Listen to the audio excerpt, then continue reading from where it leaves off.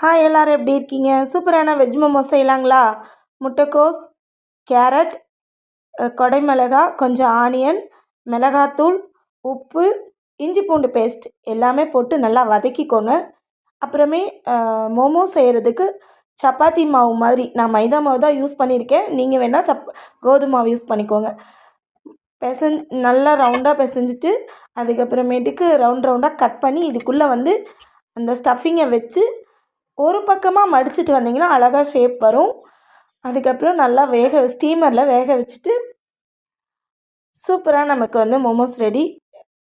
நல்லா ஃபுல்லாக சாப்பிட்டுட்டு அதுக்கப்புறம் இன்றைக்கி மாமன் மூவிக்கு போகலாம் அப்படின்னு சொல்லிட்டு நம்ம பொடிநடையாக கிளம்பி நடந்து போனோம்னாவே தியேட்டருக்கு போயிடலாம்.